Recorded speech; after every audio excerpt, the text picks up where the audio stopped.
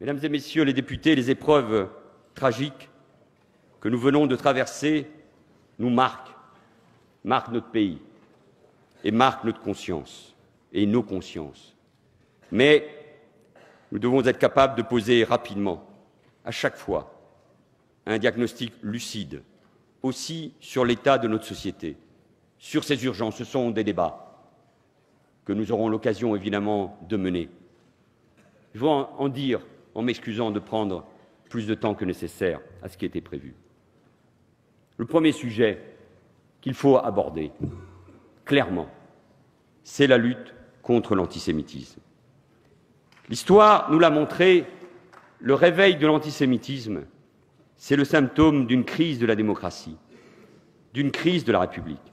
C'est pour cela qu'il faut y répondre avec force. Après Ilan Halimi en 2006, après les crimes de Toulouse, les actes antisémites connaissent en France une progression insupportable. Il y a les paroles, les insultes, les gestes, les attaques ignobles, comme à Créteil, il y a quelques semaines, qui, je l'ai rappelé ici dans cet hémicycle, n'ont pas soulevé l'indignation qui était attendue par nos compatriotes juifs dans le pays. Il y a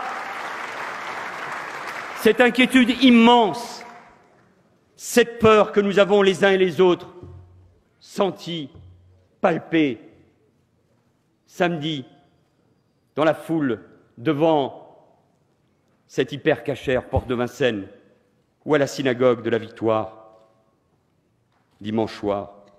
Comment accepter qu'en France, terre d'émancipation des Juifs il y a 2 siècles, mais qui fut aussi, il y a 70 ans, l'une des terres de son martyre, comment peut-on accepter que l'on puisse entendre dans nos rues crier « mort aux Juifs » ?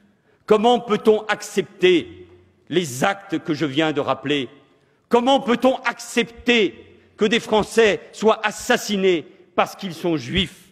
Comment peut-on accepter que des compatriotes ou qu'un citoyen tunisien que son père avait envoyé en France pour qu'il soit protégé, alors qu'il va acheter son pain pour le Shabbat, meure parce qu'il est juif? Ce n'est pas acceptable. Et à la communauté nationale, qui peut-être n'a pas suffisamment réagi, à nos compatriotes français juifs, je leur dis que cette fois-ci, nous ne pouvons pas l'accepter, que nous devons, là aussi, nous rebeller. Et en posant le vrai diagnostic, il y a un antisémitisme que l'on dit historique, remontant du fond des siècles, mais il y a surtout ce nouvel antisémitisme qui est né dans nos quartiers, sur fond d'Internet, de paraboles, de misère, sur fond des détestations de l'État d'Israël et qui prône la haine du juif et de tous les juifs. Il faut le dire, il faut poser les mots pour combattre cet antisémitisme inacceptable. Et comme j'ai eu l'occasion de le dire, comme la ministre Ségolène Royal l'a dit ce matin à Jérusalem, comme Claude Lanzmann l'a écrit dans une magnifique tribune dans Le Monde, oui, disons-le, à la face du monde, sans les Juifs de France, la France ne serait plus la France. Et ce message, c'est à nous tous de le clamer haut et fort. Nous ne l'avons pas dit, nous ne sommes pas assez indignés.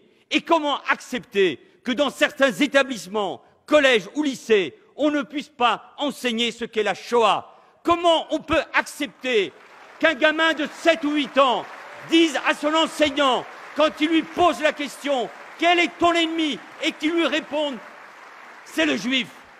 Quand on s'attaque aux Juifs de France, on s'attaque à la France et on s'attaque à la conscience universelle. Ne l'oublions jamais.